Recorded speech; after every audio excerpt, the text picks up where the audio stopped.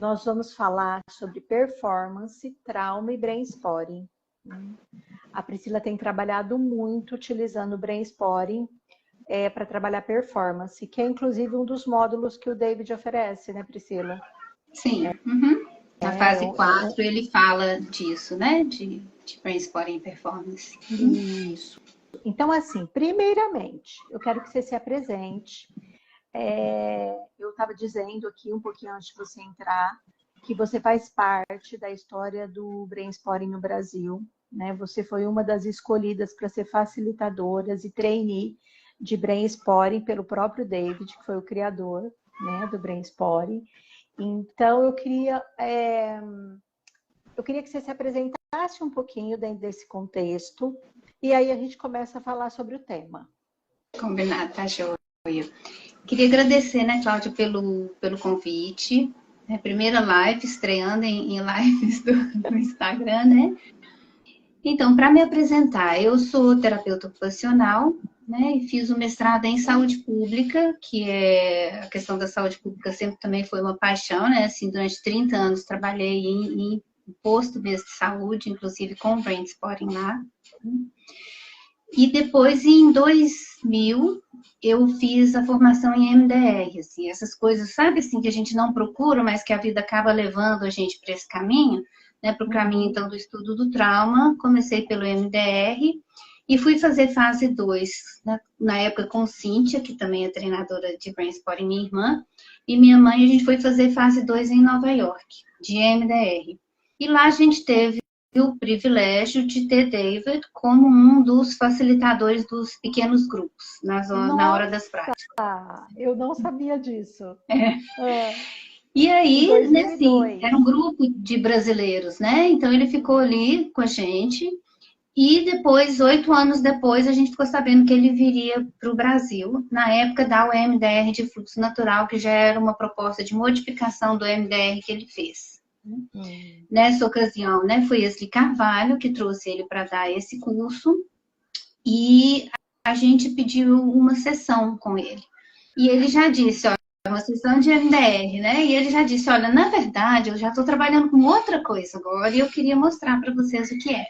Né? Então, foi a primeira sessão de brain-spotting a qual eu me submeti. Ai, quem estava lá?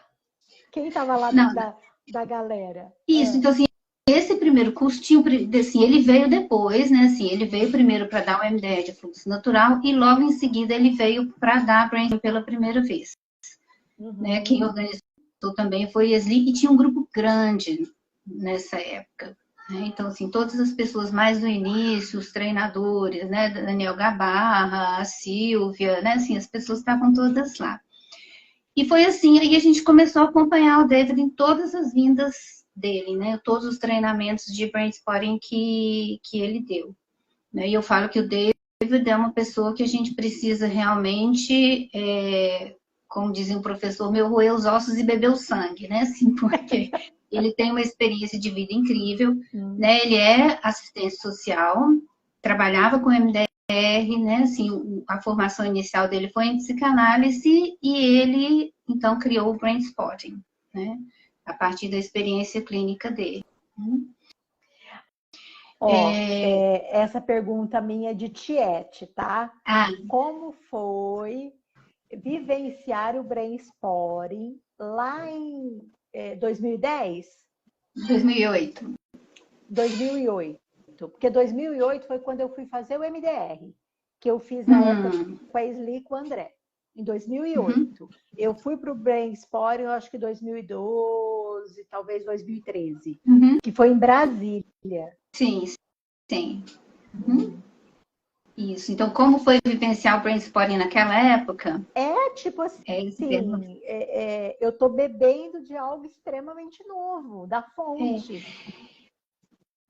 Isso. E eu acho que, assim, foi, né, assim, tanto tô pensando naquela primeira sessão que eu fiz, eu falei assim, gente, que coisa estranha é essa aqui que ele tá, né, me pedindo para fazer. Era algo muito novo, né? Mas, por outro lado, assim, eu tenho muito essa coisa da curiosidade, né? Então, assim, deixa eu experimentar, deixa eu ver que resultado que isso aqui dá. Né? E uma coisa que eu acho... faz essa proposta o tempo todo, né? Seja curioso. Isso, né? Sempre observa o que vai acontecer, né? Sem criar expectativas, sem julgar nada do que acontece. E uma coisa que eu percebo, né, com o brain spotting, e os clientes muitas vezes relatam isso também, é que, assim, alguma coisa mudou.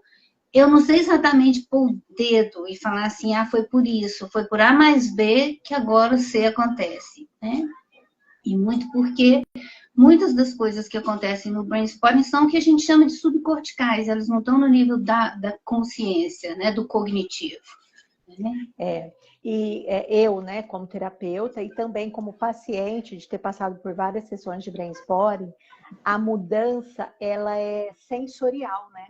Ela é uma mudança de sensação. São sensações internas de apreensão, de, sei lá, até fobia, de ansiedade, né, de estado de alerta, que vai abrandando. Sim. E o David, ele cunhou o termo mais recentemente, né, do brain spotting enquanto uma abordagem neuroexperiencial, no sentido de que ela vem mesmo do corpo, né, e às vezes alguma coisa até vem para a consciência, e eu tenho um insight, eu faço alguma ligação de alguma coisa, então isso talvez seja porque isso aconteceu. Mas esse não é a busca primária do brain spotting. Né? A coisa, de fato, é muito corporal, né? E aí, nesse processo, inclusive da formação em brain spotting, eu fui procurar depois a experiência somática, também para complementar essa formação, né? Inclusive o próprio David falou, olha, é uma formação longa, mas se você tiver tempo para isso, sim, faça, né? Tá, foi uma formação que ele também lista de desejos. E aí, assim, se eu for pensar daquela época, né, até hoje, assim, cada vez que a gente encontra David, ele traz alguma novidade. Alguma compreensão, algum termo novo, alguma nova aplicação. Então, sempre a gente está aprendendo com ele. E ao longo desse tempo, a gente percebe o quanto que ele foi sistematizando essa abordagem. Né, que ele descobriu por acaso, né, e aí ele vem sistematizando isso. Sim. Conta pra gente o que é performance. Olha só, eu defino, porque a gente sempre pensa performance, aquelas coisas de palco, de atletas de alto rendimento, né? Normalmente a gente pensa nesses casos, mas para mim, inclusive, até pela minha formação enquanto terapeuta ocupacional, assim, performance são desde as coisas que a gente faz no dia a dia, das tarefas mais cotidianas, até, sim, coisas de palco, de alto rendimento. Então, quando eu penso em performance, eu penso numa ação, num comportamento, numa tarefa que é realizada, e penso que tem um parâmetro de avaliação para essa tarefa que é realizada. Então, assim, só aí eu crio uma complexidade, né? Porque, assim, quem é que avalia essa performance como boa, como ruim? Eu posso ter desde um parâmetro de avaliação que é meu e que tem uma história, né? Então, assim, de repente eu sou super perfeccionista, então nada do que eu faço tá bom. Isso é um parâmetro de avaliação que tem a ver com a minha história. Como eu tenho parâmetros que são externos, às vezes muito objetivos e concretos. Então, se eu tenho o que entregar uma tese ou um artigo até o dia 31 de novembro com tantas palavras, isso é um parâmetro bem objetivo de avaliação da minha performance. Né? Então, assim, a performance ela tem esses aspectos de ser uma ação, de ser uma tarefa sendo realizada e de ter esse parâmetro de avaliação. Então, eu posso ter, por exemplo, se eu penso, vamos supor, uma pessoa que tem uma hemiplegia, por exemplo, né? Performance para ela é atravessar uma rua a tempo de não ser atropelada. Né? Então, assim, são coisas, às vezes, muito simples, que para a gente nem pensa nisso no dia a dia, né? Mas que também está dentro desse parâmetro da performance, né? Eu também, sim, diga. Então você está... Não, você está me dizendo que quando o paciente chega com uma queixa, qualquer demanda para o processo, você faz essa análise da performance, dando este nome. Se eu pensar assim, eu posso enxergar muitas das coisas que a pessoa traz como performance, né? Sim. Mas não é assim que você pensa? Porque do jeito que você falou, me deu a sensação que é esse olhar. Sim, esse é o olhar, né, que eu tenho. Esse é meu olhar viciado, digamos assim, que eu tenho. Né? É quase um olhar de pesquisador, né? Desculpa, travou um pouquinho aqui. É um olhar de pesquisador. Sim, e eu acho que esse também é um convite do Brainspotting sempre, né? Da curiosidade, assim. De eu tentar entender o que é que está acontecendo ali. Porque se eu penso performance, eu penso também que ela tem componentes. Um componente sou eu, é a pessoa que, com toda a minha história, com como eu funciono fisicamente, mentalmente, espiritualmente, né? Então, por exemplo, se eu pensar que eu tenho que ir no supermercado toda vez que eu vou querer alguma coisa lá em cima, eu tenho que pedir ajuda de alguém, isso tem a ver com minha performance, tem a ver com minha altura. Assim, não adianta eu falar que eu vou pegar um produto alto porque eu não vou. Então, assim, para eu conseguir realizar isso, eu tenho que pedir ajuda, por exemplo. Ou desistir de comprar um produto e pegar alguma outra coisa, né? Então, tem um aspecto que é meu, de características minhas. Tem um aspecto que é da própria tarefa. Então, um trabalho que eu faço muito, eu trabalho muito com músicos, né? Então, por exemplo, qual é a peça que ele vai executar? Qual que é o nível de dificuldade dessa peça? Qual que é o conhecimento, habilidade que a pessoa tem ou não para tocar essa peça? E tem um terceiro componente que é contexto, né? Então, uma coisa é eu tocar uma peça ali no meu quarto, né, estudando. Outra coisa é diante de uma banca. Outra coisa é num palco. Né? Então, todas essas componentes influenciam a performance.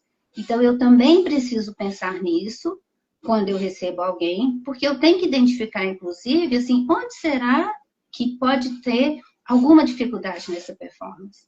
Então, tem pessoas que vêm, por exemplo, que eu vou trabalhar com gestão de tempo. Né? Por quê? Porque, de repente, tem coisas que são da habilidade. Porque ele te sinaliza isso. Né? Tá. Com... Então, assim, ó, tem uma pesquisa, assim, um briefing, né?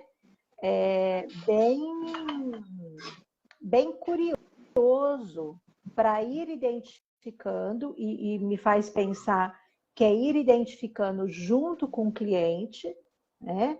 Até para confirmar a tua percepção da fala dele, onde precisa ajustar. Né? E aí vocês vão construindo isso juntos. E onde precisa ajustar e também quais são os recursos que essa pessoa tem. Porque essa solução, né, muitas vezes ela vem da pessoa.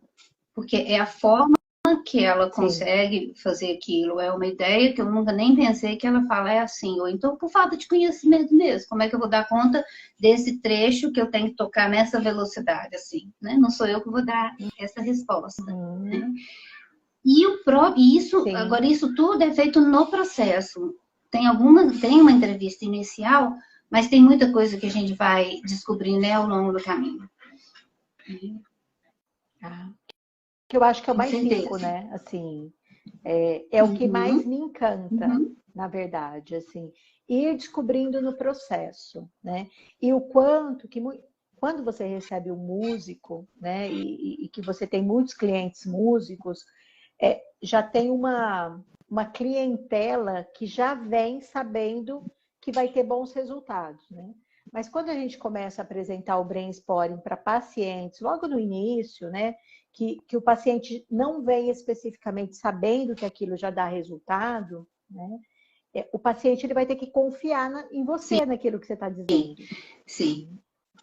Porque é da curiosidade e a gente nem sabe dizer para o paciente o que vai acontecer. A gente sabe que algo vai acontecer. Agora, se eu for pensar, né, Cláudia, assim, qualquer processo tem que existir uma confiança. Se um médico me prescreve uma medicação e fala assim, isso aqui vai funcionar, eu tenho que experimentar para ver, né? E eu confio nesse médico, então eu tomo essa medicação. Assim, se eu ficar meio assim, de repente eu não tomo. Ou seja, isso eu acho que faz parte de qualquer relação de ajuda, de qualquer relação terapêutica, né? Eu acho que o Brainspotting, por ser uma coisa nova, e justamente porque ela trabalha com aspectos que são o que a gente chama de subcorticais, não são tão cognitivos, às vezes é mais difícil de ser explicado. Sim. Foge palavras, né? Foge palavras.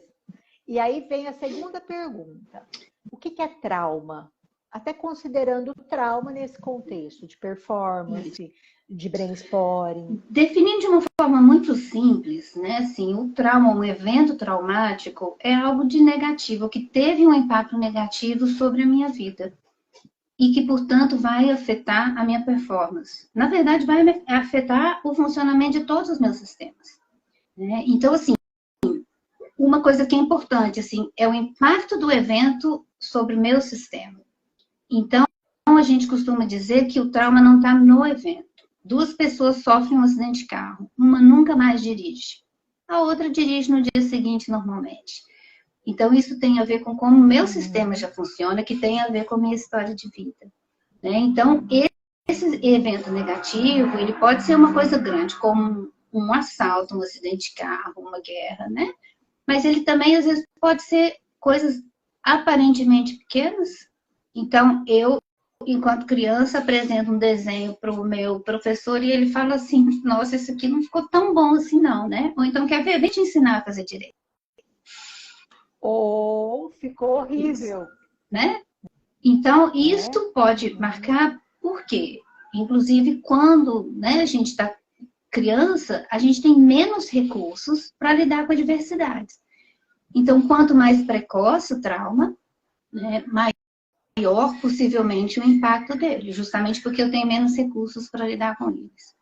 E muitas vezes, se eu penso em criança e eu penso em trauma, né, assim, se eu penso que a criança ela está restrita ali a um ambiente familiar, depois a um ambiente escolar, muitas vezes são nas relações que esses traumas se dão.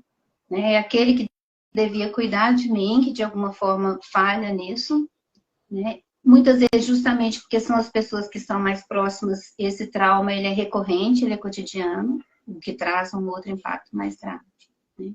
Então, isso tudo começa a afetar a performance. Se eu penso que os primeiros passos que eu dou já são performance, uma coisa, né, é dizer assim, nossa, que bonitinho, parabéns, não sei o quê. Né? Outra coisa é não ter quem veja isso, não ter quem dê esse retorno, ou se eu penso, no caso de um desenho, por exemplo, tem um retorno negativo.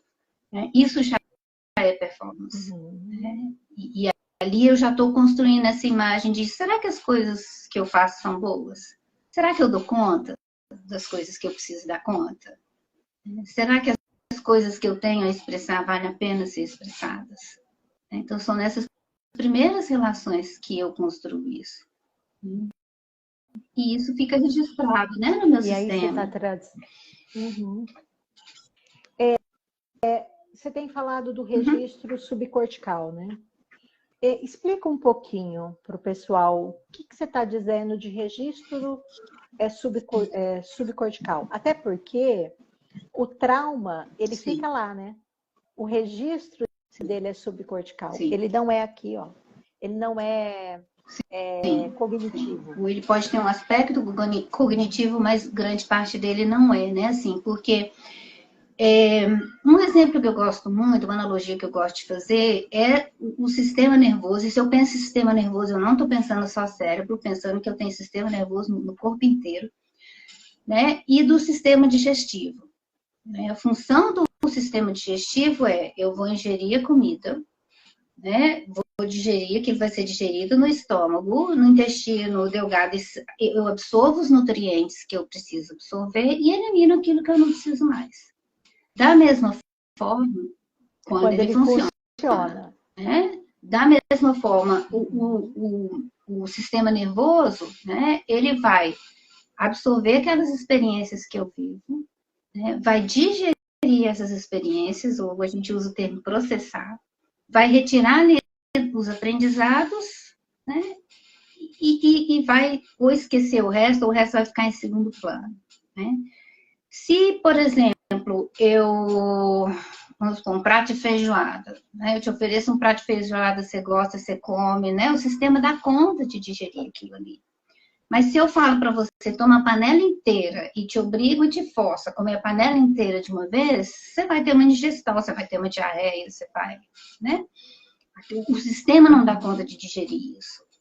O trauma é a mesma coisa como um evento que é grande demais, repentino demais, né? Para o meu sistema dar conta de digerir. Então, o que o sistema faz? né? Se ele não dá conta de digerir, é como se ele criasse, a gente chama de cápsulas, né? Assim, como se ele isolasse aqui. Eu costumo dizer assim, guardou aquilo no armário ou então varreu para debaixo do tapete.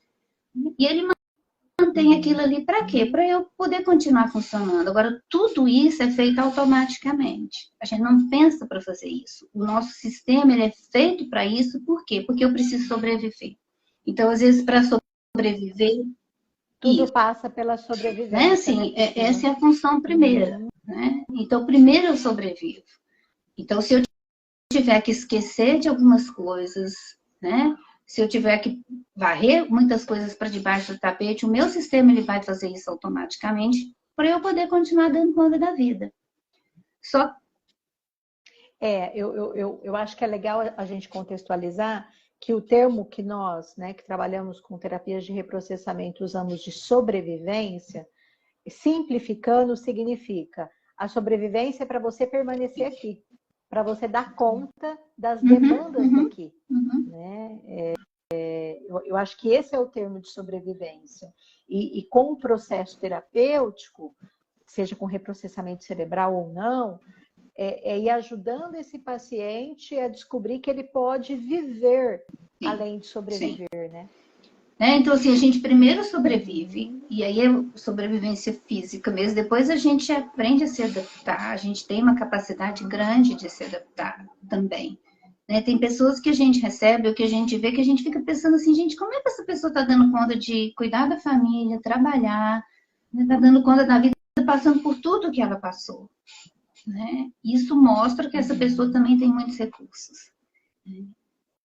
Que é um outro aspecto do trauma, né? Assim, que também. Né? Hoje em dia a gente usa o termo crescimento pós-traumático. Né? Sim, porque mesmo que o recurso seja ter sobrevivido, no sentido de eu esqueci, eu não penso nisso, eu faço de conta que não aconteceu, Sim. são recursos, né, para dar conta. E que funcionaram até agora. Mas pode ser que em algum momento, né, esses recursos já não estão funcionando tão bem. Ou tem outras coisas que estão acontecendo na minha vida que estão exigindo outras coisas e por alguma razão eu não estou dando conta. Né? Porque nessa imagem que eu falo de varrer as coisas para debaixo do tapete, assim, eu falo assim, a gente não vê, mas a gente tropeça nisso o tempo todo. Né? De repente, eu não sei por que é que eu, quando subo no palco, meu coração vem aqui na boca e eu não dou conta de tocar aquilo que eu toquei 5 minutos atrás. Então, tem alguma coisa aí que a gente precisa, que a gente precisa olhar. Né? O que é brainstorming? Pois é, o brainstorming eu defino como uma abordagem terapêutica, né, que é baseada no funcionamento de cérebro e de corpo. Tá? Cérebro e corpo, você disse? Né? Então, quando o David define essa coisa da abordagem neuroexperiencial, ele fala que as coisas começam no corpo. Como é que eu sei que eu estou triste? Como é que eu sei que eu estou feliz? Ou que eu estou com medo? É por sensações, né? Assim, por alguma coisa que eu sinto aqui. Então, isso acontece e aí o meu cérebro decodifica isso como medo. Né? A gente aprende a fazer essas coisas, né? Ou como angústia, ou como alegria. Né? Mas as coisas começam aqui. Ele fala, né, no discurso que ele fez no Congresso, né, ele aborda, inclusive, conhecimentos que são tradicionais, né, assim, de indígenas, da questão de sistemas de energia, assim, que são todos conhecimentos mais intuitivos, eu acho que é o termo que a gente costuma usar, né, mas que ele valoriza isso também. Né? E o brainstorming, o que o brainstorming vai fazer, então? Ele ajuda aquilo que de alguma forma não ficou bem digerido, o sistema, o cérebro e o corpo acabar de digerir ou reorganizar essa experiência de uma forma que seja mais saudável. Mas assim, ó, você tem a ponteirinha aí? Porque as minhas amigas da faculdade, quando eu me apaixonei pelo brainstorming, aí quando a gente se apaixona, a gente só fala disso, né? E aí elas nomearam a minha varinha de varinha do Harry Potter. Então, assim, para quem está nos ouvindo e quer entender o que é o Brain Spotting, qual que é o recurso? O que é usado para acessar esses aspectos subcorticais? Então, a gente usa a orientação, tá? O nosso senso de orientação. Então, mesmo sem varinha, né, a gente pode fazer uma experiência muito breve aqui, que é, vou pedir para vocês, então, fazerem contato com qualquer experiência, não necessariamente negativa, até pode ser alguma coisa negativa, né, sei lá, conta que eu tenho que pagar amanhã, ou a prova que eu vou ter amanhã. E a primeira coisa é perceber qual que é o efeito disso sobre o meu corpo. Então, dependendo do que eu penso, eu sinto um frio na barriga, minha respiração altera, um aperto na garganta, né? Ou um calor. Só perceber isso no primeiro momento. E aí, o convite é, olha direto na sua linha do horizonte. Percebe como é quando você pensa nessa olhar, tá? Aham, ok. Né? Percebe como é que é quando você olha. Olhar, qualquer coisa você me tira daqui depois. Né? Pensa nessa experiência, contato com ela, olhando direto na sua linha do horizonte. Agora, sem mexer a cabeça, olha para um ponto à sua direita, mexendo só os olhos, ainda fazendo contato com essa experiência. A sensação muda, né? E agora experimenta a esquerda. Muda. Eu já sei que a esquerda é um ponto meu de ativação. A esquerda um pouquinho para cima, assim, ó, é um ponto de ativação meu. E só para esclarecer, quando a gente fala ativação, né, a gente está falando de uma coisa mais confortável, né, normalmente, assim. Né? Então, o lema do Brain Spotting é esse, né, assim, aonde a gente olha, afeta o que a gente sente. Então, inclusive, para um cliente, a gente começa por aí. Percebe que dependendo de onde você olha, o que você sente em relação à experiência diferente. O que é isso? Dependendo de onde eu olho, eu acesso uma rede neural diferente. Um aspecto diferente dessa experiência. E aí, né, aí no caso, a ponteira, ela é usada para ajudar eu a ficar fixa em determinado ponto. Né? Então, o que acontece é, né, a partir do momento que eu acessei essa rede neural que tem a ver com a experiência, tá? Eu fico olhando fixamente para aquele ponto, e aí é como se eu abrisse uma pastinha de computador lá, no meu computador. E aí o meu cérebro, ele começa a trabalhar nessas coisas que estavam armazenadas. Então, da mesma forma que quando eu me corto, eu não tenho que ficar pensando, cicatriza, cicatriza, meu corpo sabe o que fazer para cicatrizar essa ferida, o cérebro, ele também sabe o que ele tem que fazer para reorganizar essa experiência de uma forma mais saudável. Eu preciso criar uma condição apropriada para que isso aconteça. Então, quando eu olho para esse ponto que abriu essa pastinha, eu estou deixando, então, agora o meu cérebro trabalhar, né? O meu sistema trabalhar. E o que eu tenho que fazer enquanto isso? Observar e acompanhar o processo. Eu estou falando o que o cliente tem que fazer enquanto isso, né? Observa. Desse processo podem vir imagens, lembranças, sensações corporais. E a pessoa vai simplesmente observar esse processo. O que eu, terapeuta, vou fazer? Procurar não atrapalhar esse processo. Né? Se meu corpo sabe fazer, curar uma ferida, eu não preciso pôr sal, metiolate, pomada vovô Pedro. Né? Se eu não atrapalhar, o corpo sabe fazer. Tá? Então, fazendo uma analogia, o processo é o mesmo. Tá. Agora, uma pergunta curiosa, tá? Eu acho que é uma pergunta de paciente também de terapeuta de Brain Spotting. Quando você fala que o lugar que a gente olha abre uma rede neural, eu percebo que aqui é ponto de ativação meu, né? Que é esse desconforto. Então, é como se os meus aspectos subcorticais, quando eu olho para cá, que não necessariamente é o ponto de ativação de outra pessoa que está aqui nos ouvindo, é como se aqui abrisse essa rede neural de perturbações, que pode ser temas distintos. Pode ser, sei lá, eu tenho uma prova amanhã, pode ser eu preciso pagar uma conta amanhã, porque a perturbação, ela também passa pelo mesmo viés, né? Pela mesma rede neural, independente do tema. Né, assim, e aí entra um grande princípio do brain spotting, que é o princípio da incerteza. Porque você teve aqui, né, uma ativação, uma coisa que te incomodou mais, não significa que sempre esse ponto ele vai ser mais incômodo. Pode ser que seja? Pode ser. Mas pode ser que com outro tema, numa outra experiência, seu ponto de incômodo vai ser um outro completamente diferente. Então, uma das coisas que o brain spotting não me dá é certeza de nada. E por isso eu preciso ter esse espírito investigativo, de detetive, de acompanhar, de querer verificar o que é que vai acontecer naquele momento, com aquela pessoa, naquela relação, em relação a essa experiência.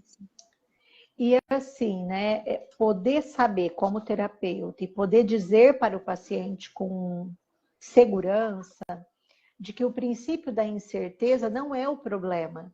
O princípio da incerteza é o caminho do encontro da resposta, né? Não é porque a gente não sabe, é porque nós estamos confiando no que o corpo, no que a rede neural vai encontrar o caminho. Exatamente. Dessa cura. E que a princípio eu não sei qual vai ser. Né? E isso eu acho que é um desafio, na verdade, para nós terapeutas, assim. Porque normalmente a gente é treinado para quê? Né? Faz uma anamnese, dá um diagnóstico, faz um plano de tratamento, segue aquele direitinho e você vai ter resultado X. O que o convite do brain spotting é, você tem que fazer isso tudo, assim, em termos de conhecimento, você tem que estudar. Mas quando você senta ali na frente, você não sabe o que vai acontecer. Qualquer coisa que eu faça, tá tudo bem. E qualquer coisa que eu faça é para ver o que vai acontecer. Não é porque eu tenho certeza que isso vai me dar um resultado. Né? Agora, a gente tem que estar muito tranquilo com isso, porque é uma proposta radicalmente diferente. Porque muitas vezes o cliente que vem procurar, ele quer a certeza. Quantas sessões eu vou ter que fazer mesmo? Né? Mas isso vai dar resultado? Eu vou resolver esse problema X que eu estou querendo resolver?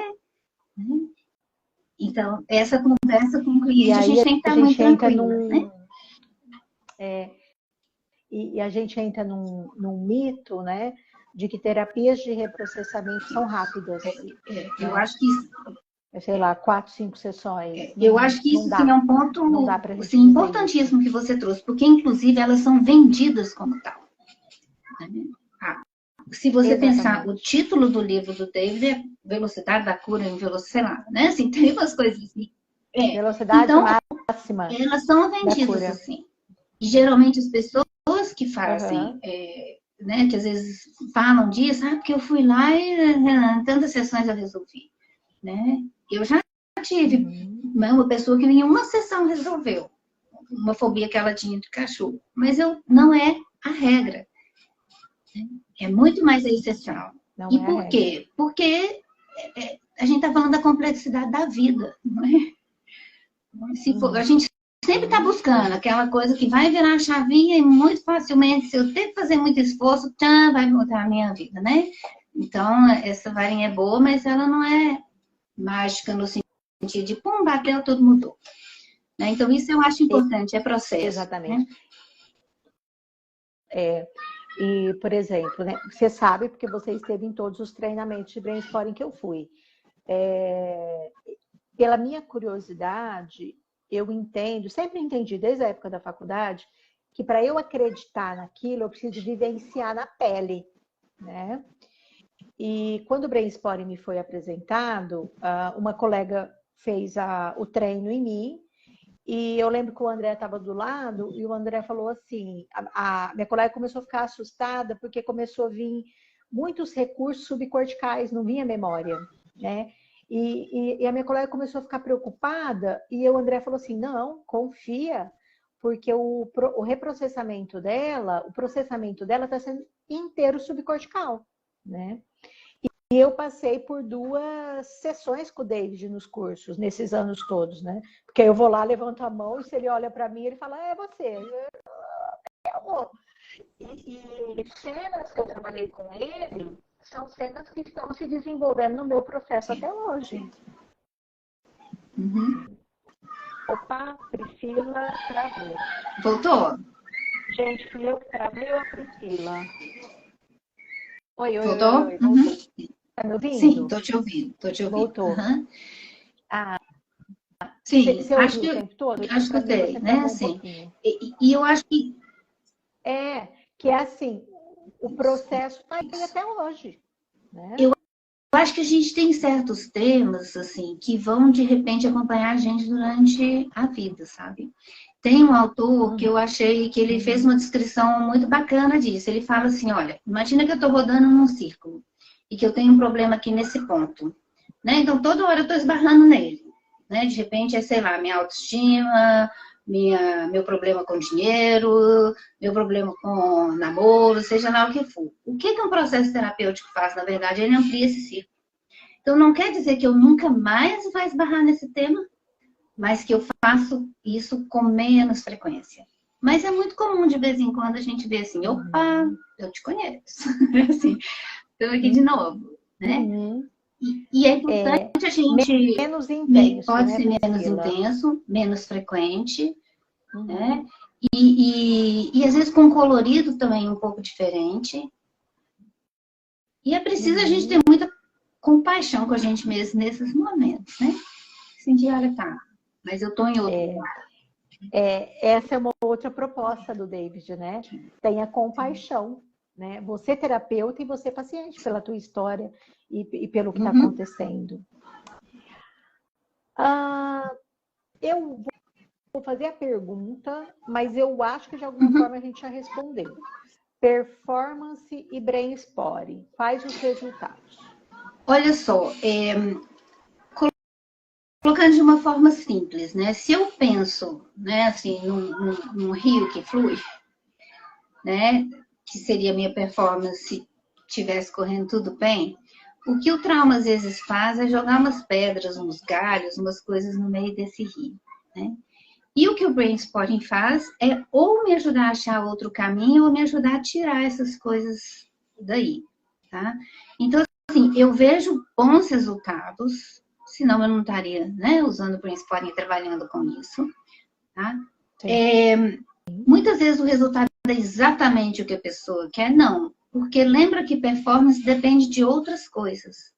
Então, se eu penso que uma pessoa está se preparando para uma prova, até o estado de humor de quem está avaliando aquela performance naquele dia vai influir nesse resultado dessa performance. Né? Desse ponto de vista de eu vou passar ou não nesse concurso, tá? Ou nessa seleção, ou nessa audição, enfim. Né? Agora, uma coisa que eu vejo, que eu escuto muito, assim, né? Eu falo com os músicos logo de cara, assim, tá? Você veio em função da performance, mas lembra que isso está ligado à sua vida como um todo. Na sua mochilinha que você leva para qualquer lugar, tá toda a sua história de vida e das gerações para trás. Agora você falou de um tema Isso, polêmico. né? Mas então, assim, eu tenho aquilo tudo ali comigo. Tá? Então, assim, o que a gente quer com o processo é abrir a mochila, tirar aquilo que eu não preciso mais, acrescentar outras coisas que eu vou precisar ali na viagem para eu poder ir mais preparada para o palco, para essa performance. Agora, eu tenho alguma garantia de que isso vai me dar o resultado que eu quero? Não. Mas, de repente, eu posso ir mais preparada, seja para lidar com qualquer adversidade que aconteça, né? E o resultado desejado, ele também ele fica num lugar idealizado, né? Porque quando a gente começa a trabalhar os temas, tem o resultado conquistado, o resultado possível, e não necessariamente o resultado desejado.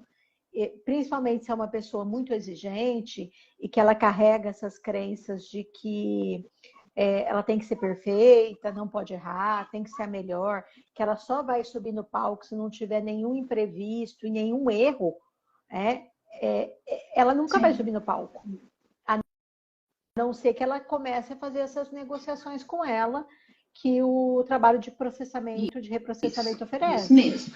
Né, o David, no último treinamento que ele deu, ele falou assim, quem é perfeccionista já está fadado ao fracasso, porque a perfeição não é da humanidade, né? Então, assim, né? Agora, uma coisa assim, o brainstorming, ele também é diagnóstico, no sentido de que eu começo, por exemplo, com aquele medo que eu senti no dia quando eu penso na prova que eu vou fazer, ou na sensação ruim que me dá quando eu penso na última prova que eu tremi o tempo todo, não consegui tocar, né? E isso, às vezes, me leva a outros caminhos, né? Assim, que de repente vem uma lembrança, né? Assim, de um pai que era muito crítico, ou de uma outra coisa que não tinha nada a ver com a música, né? Então, nesse sentido também, por mais que eu esteja com foco numa performance, assim, eu escuto muito das pessoas, assim, e isso transformou a minha vida em outros aspectos que eu nem imaginava. Sim. E assim, né, quando isso começa a abrir, muitos pacientes, de primeira mão, eles falam assim, tá vindo pensamento aleatório, eu não tô conseguindo fazer o que você tá falando. Né? E, na verdade, não é pensamento aleatório, só tá abrindo a cadeia de memória, a cadeia neural, Sim. A rede neural. Então, o cliente, muitas vezes, também tem uma expectativa de performance, assim, de que tem um jeito certo de fazer isso aqui.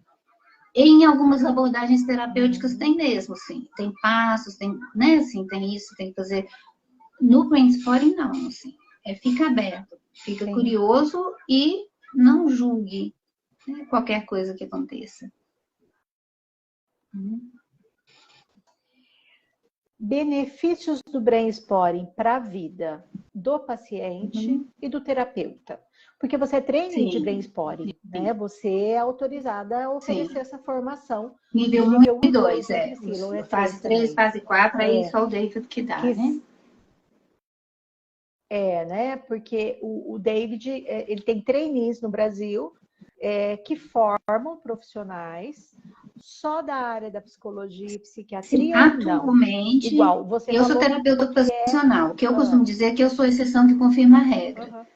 Assim, se você for pensar, o David, ele é assistente social. Ele ainda costuma dizer assim, olha, no Brasil eu não poderia fazer o curso que eu mesmo criei, né? Então, assim, o que está valendo atualmente é isso, assim, que a formação ela é aberta a psicólogos e médicos com formação em psicoterapia. Há uma discussão isso no Brasil, tá? Porque fora do Brasil é aberto também a outros profissionais, né? Dependendo do país. O que está se discutindo aqui no Brasil é a abertura ou não dessa formação. Tá? Assim, na verdade, pelo David, essa formação seria aberta a outros profissionais. A gente entende que tem que haver critérios, né? Então, assim, por exemplo, a formação em experiência somática, ela é aberta. Mas ela é uma formação de 3 anos. E muita gente Sim, mas ela é uma formação de 3 anos. Ela é uma formação muito mais longa e com um acompanhamento muito de perto.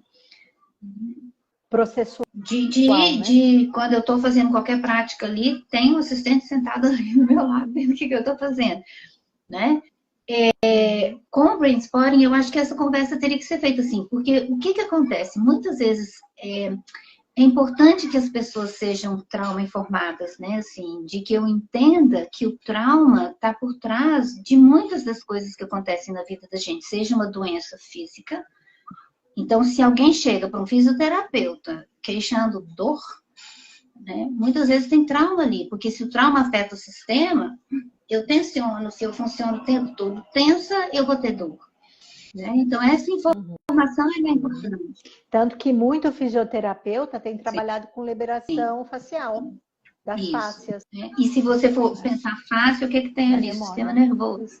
Né? Assim, tem uma pessoa nos Estados Unidos que ela é fisioterapeuta e que ela dá justamente um treinamento dentro do brainstorming, já uma especialização, né? Assim, um curso mais específico justamente sobre congelamento, né? Assim, que é uma das reações diante do trauma, é aquele negócio que eu fico sem reação nenhuma, né, assim, tá? Então, ela dá um treinamento específico sobre isso. Então, assim, tem uma discussão grande, eu acho. Eu acho que, assim, claro, como tudo, tem ganhos e tem coisas que a gente precisa avaliar mesmo nessa abertura. Atualmente, O David, inclusive, né, assim, já autorizou que isso seja feito dessa forma, mas a gente ainda está na fase de discussão. Vai fazer com que critérios, né, assim, com quem, né, assim, eu não acho, porque é isso, assim, eu também não acho que a partir do momento que abriu, vão ter 5.000 pessoas querer fazer a formação em Brain Spotting. Eu acho que são pessoas com esse olhar, com essa preocupação, com esse olhar mais amplo. Né? Sim. E se a gente puder instrumentalizar essas pessoas, sim, ótimo. Né? Mas eu acho que tem uma conversa grande aí.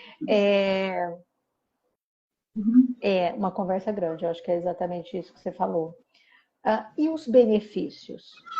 O que mudou na tua prática como terapeuta quando você utiliza o Brain Spotting?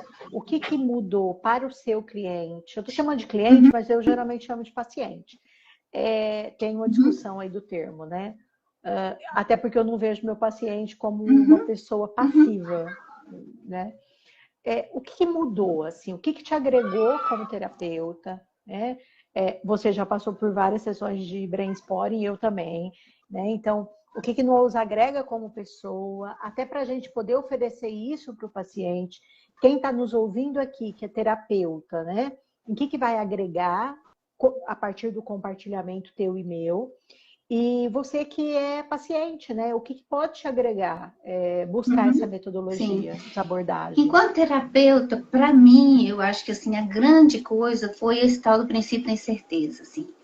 Porque o tempo todo eu questionava, assim, mas como é que eu sei que esse negócio aqui vai dar esse resultado?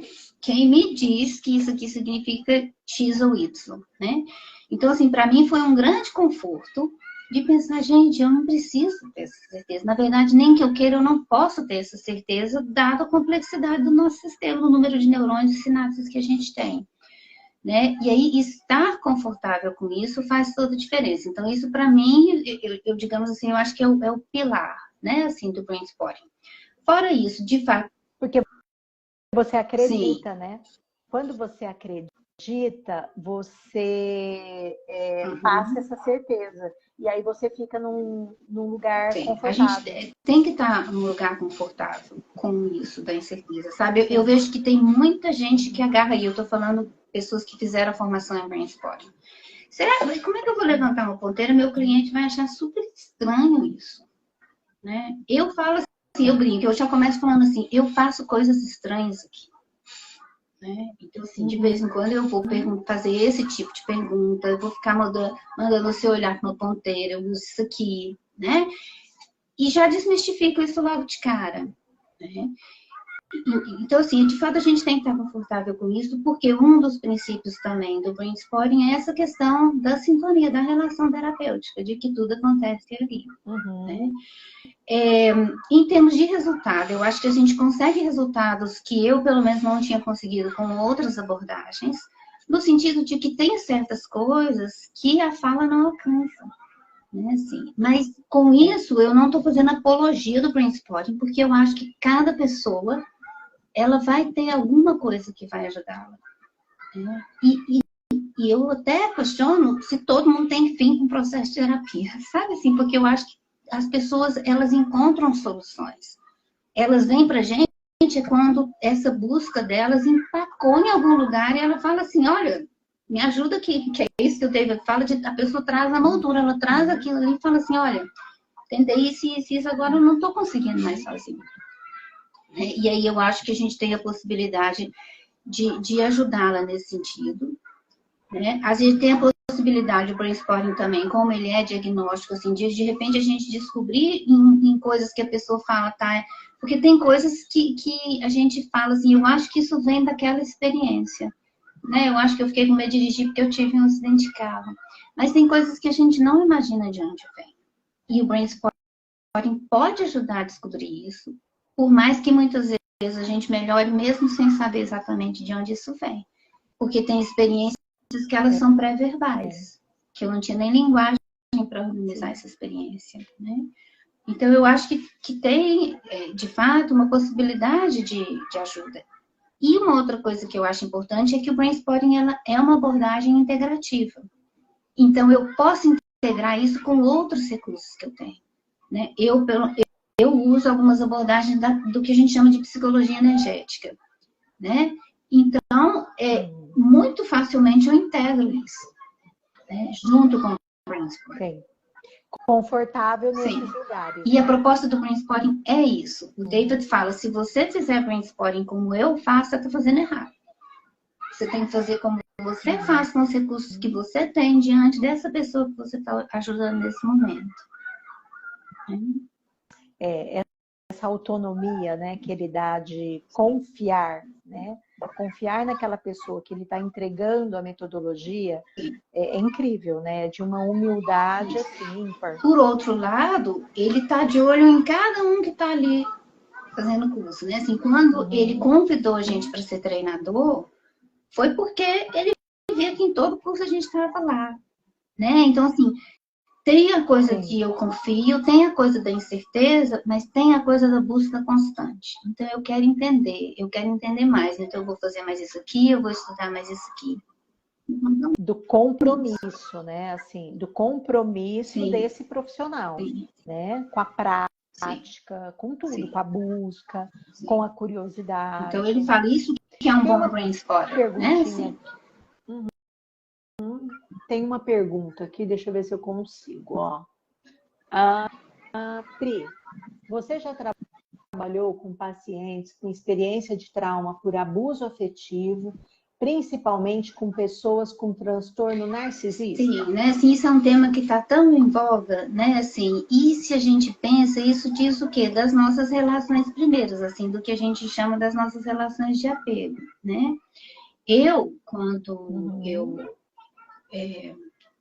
voltei à terapia, assim, recentemente, já tem alguns anos, assim, eu lembro que eu ainda falei assim, olha, que eu acho que eu tenho um pequeno problema com transtorno de apego, e se eu não resolver isso, eu não vou pra frente na vida, né? Então, assim, isso faz parte, né, assim, porque o trauma faz parte da nossa vida, né, assim, ele inclusive, afeta como é que a gente funciona, né?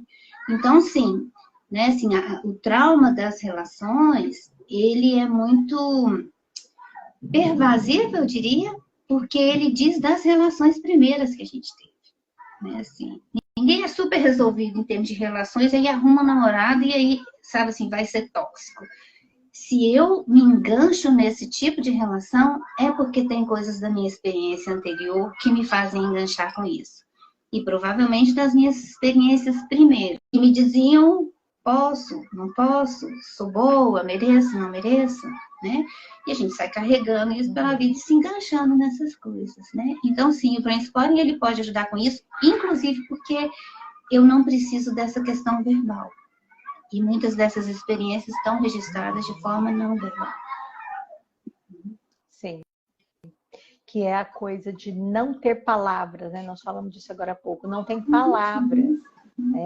Eu tenho pacientes que chegam e falam assim para mim, eu sempre senti isso. Assim, eu lembro de viver com essa sensação uma vida toda. Eu não consigo usar palavras para explicar, né? Porque é da experiência pré-verbal. Né? Assim, é isso que você fala, assim, é muito difícil, sabe assim, pede para descrever uma dor. É pontada, é aperto, é queimação, né? A gente fica tentando definir aquilo ali. Eu lembrei agora de quando eu estava grávida já para ganhar meu segundo filho e o ginecologista, ele era um homem no caso, ele falou assim, bem, agora pode nascer a qualquer momento. Você vai começar a sentir contrações, você vai ver que a sua barriga fica mais pontuda, mais assim, não sei o quê. E eu fiquei olhando para aquilo, tipo assim, eu sei porque eu sinto, né? Então é isso que a palavra não dá conta, né? Mas que aquilo ali é vivido de qualquer forma. E o Brainspotting, ele tenta justamente alcançar essa experiência, né? Aqui em Minas é bom porque a gente fala assim, né? Se a pessoa não consegue definir muito bem o que ela está sentindo, eu costumo perguntar, mas é um trem bom ou um trem ruim, né? E a gente define, isso é ativação e isso é recurso, né? Assim, porque às vezes isso é o máximo que eu consigo, em termos de colocar isso em palavras, né? E aí, né, a expressão em Minas, trem bom e trem ruim, também é uma informação pré-verbal, né? Porque assim, tá registrado, né? Porque é da cultura. Sim, sim. Quando a colega perguntou, né, sobre a questão afetiva, e aí você foi falando dos apegos, quando ela fala do transtorno narcisista, né, no contrapapel tem a vítima do narcisista, mas tem o narcisista que também foi vítima. Sim. Né? Então é complexo mesmo, porque a tendência é o julgamento do narcisista, né?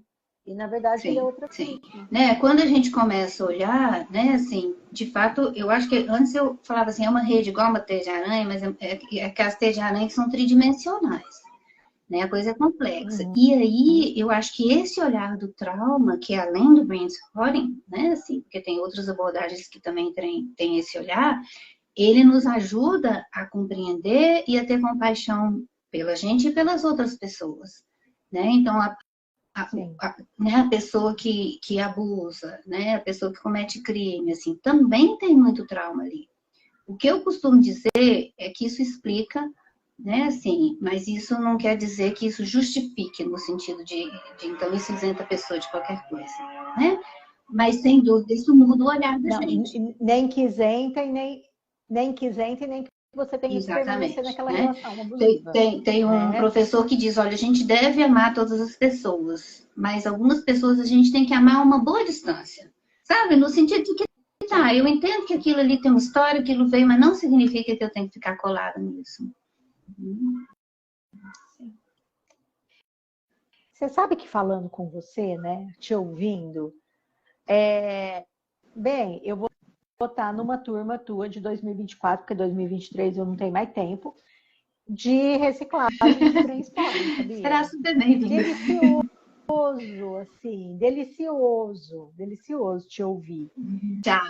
Tchau.